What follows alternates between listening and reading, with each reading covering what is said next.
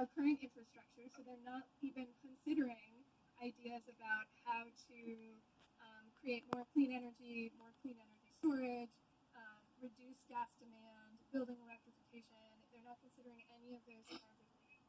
They're just looking at our current infrastructure, and like we were saying earlier, they're not taking into account the risks at all. They're not taking into account the health risks to the community. They're not taking into account the seismic risks. They're not taking into account the fire risks, because that facility is on a ridge, a hillside that is very prone to wildfire. And they're not taking into account the climate risk. And it's not the way that we should be making decisions.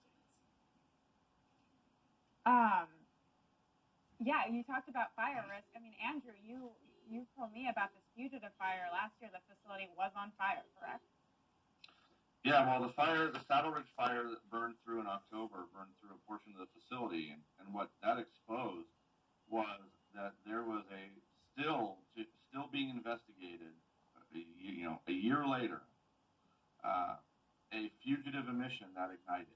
We had a flame for days, as the fire department puts it, with no organic or evidence of petrochemical, fuel near it, just burning out of a hole on a hillside. And that was a really stark reminder that, this facility is just rock, and that rock breaks, and under high pressure, that gas is going to try to find lower pressure and escape any way it can in any pathway it can. And in this case, it ignited, and we got, some local news to take some video of that.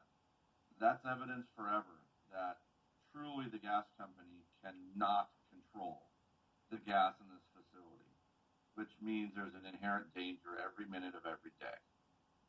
So, and I want to get back to something that Lorraine mentioned. The economic model, something that I think the PUC and government itself completely ignores, is there's an economic, cost to us. Those people who are in and around getting sick and paying healthcare bills, taking care of loved ones who are ill, taking off of work. That's not the they don't consider that part. The human health impact, economic toll, as part of this economic calculation. And it's corporate wealth over not only human health, but even individualized wealth, individualized ability to pay for, one's care. Yeah, this economic model of is so frustrating. I mean, my parents live in Northern California, and they're without power, I think, again this week.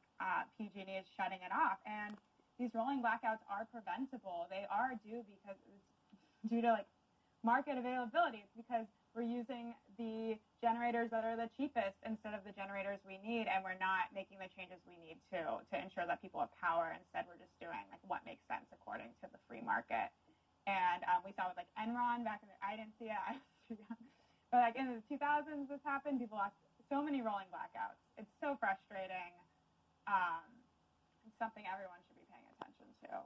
But I think, and to update, we did shut down the streets. It was the car caravan that did, and we're hoping to go live in a bit to see what's going on there. I mean, Lorraine, you are in the car caravan. We're not there yet. Okay. Yes, we're still driving there. And, looking forward to getting there and seeing what the story's like on the street. We'll update you when we get there. Yeah. Those rolling blackouts that happened in 2000, at the time, everyone thought that it was, just kind of like an accident of planning, but it turned out to be Enron gaming the system, an energy company intentionally trying to make profits off of individuals who have to pay their utility bills every day. And, it just seems like it keeps happening over and over and over again. This process with Aliso Canyon, SoCalGas was ordered to not use the facility unless absolutely needed, and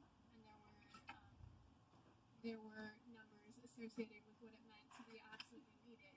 And SoCalGas appears to have manipulated the numbers basically right before there's a 9-month the CPUC says that if a facility is not used for 9 months, then ratepayers no longer have to pay to the facility.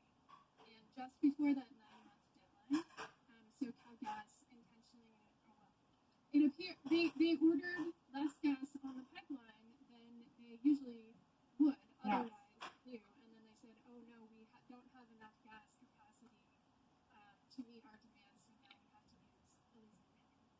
And that kind of apparent manipulation is still happening.